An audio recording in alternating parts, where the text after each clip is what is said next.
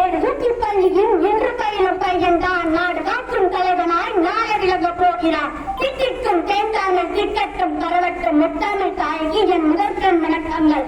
எதிர்கால தூண்களே, வருங்கால மீன்களே, ஆன்றோர்களே, சான்றோர்களே, என்னை போன்றோர்களே, உங்கள் அனைவருக்கும் என் முதற்கண் வணக்கத்தை தெரிவித்துக் கொண்டு நான் என் உரைக்கு விளைகிறேன். விருதுநகர் வீரனே, விளக்க வைத்த பிந்தையே, பல ஆயிரம் பள்ளிகள் திறந்த பகுத்தறிவு பகல்வனே, ஏழைகளின் துணைவனே, மதிய உணவளித்த மனிதநேயனே, கரை வைத்து கட்டிய போதும் கரை கட்டியாத கைகள் உடையவனே, உலகம் போற்று முத்தவனே, அவரே எங்கள் காமராஜரே.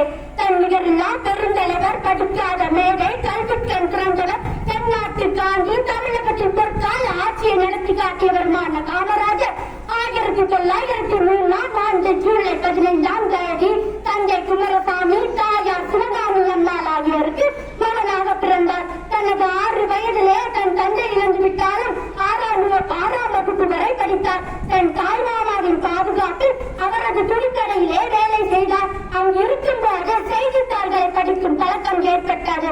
செய்தித்தாள்களை படித்து தலைவர்களின் சொற்பொழிவுகளை கேட்டு அரசியல் அறிவையும் நாட்டுப்பற்றையும் வளர்த்துக் கொண்டார். சிறு வயதிலேயே காங்கிரசின் தொண்டராக சேர்ந்தார். ஆனால் அது அவர் குடும்பத்தினருக்கு ஏற்கவில்லை. அதனால் தன் மற்றொரு தாய்மாமாவின் கடையில் வேலைக்கு சேர்ந்தார். அது தென்தமிழ்நாட்டில் உள்ளது. அங்கு வைக்கம் என்னும் ஊரில் குறிப்பிட்ட தெருக்களில் தாழ்த்தப்பட்ட ஜாதி மக்கள் போவதற்கு தடை விதிக்கப்பட்டது. அத்தடையை நீக்க சத்தியாகிரகம் என்ற போராட்டம் ஏற்பட்டது. அப்போராட்டத்தில் அவர் ஈடுபட்டார். ஆனாலும் அவர் காங்கிரசில் தொண்டராக சேர்ந்தது அவர் குடும்பத்தினருக்கு பிடிக்கவில்லை.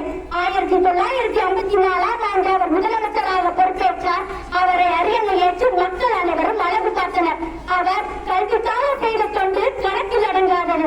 அவர் ஏழை மக்களுக்கு இலவச உணவு, உடை மற்றும் புத்தகம் வழங்கினார். பாப்பின் காப்பு அறியும் என்பார்கள்.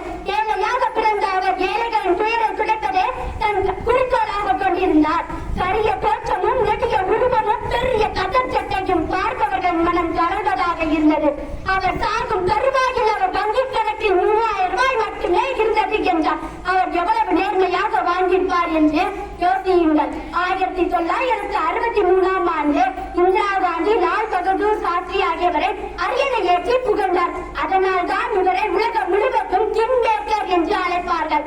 ஆனாலும் நேருவின் கொள்கையை ஏற்று அடுத்த தலைமுறை இளைஞர்களே என்று கூறி அரசியலை விட்டு விலகினார். இவர் 1975ஆம் ஆண்டு அக்டோபர் 2ஆம் தேதி இவ்வுலகை விட்டு மறைந்தார். அவர் உடல் மட்டுமே இவ்வுலகை விட்டு மறைந்தது. அவர் பேர், அவர் புகழ், அவர் வாழ்ந்த இந்த மண்ணும் எங்கும் செல்லாது, நாம் செல்லவும் விடமாட்டோம் என்று கூறி நான் என் உரையை முடித்துக் கொள்கிறேன். நன்றி, வணக்கம்.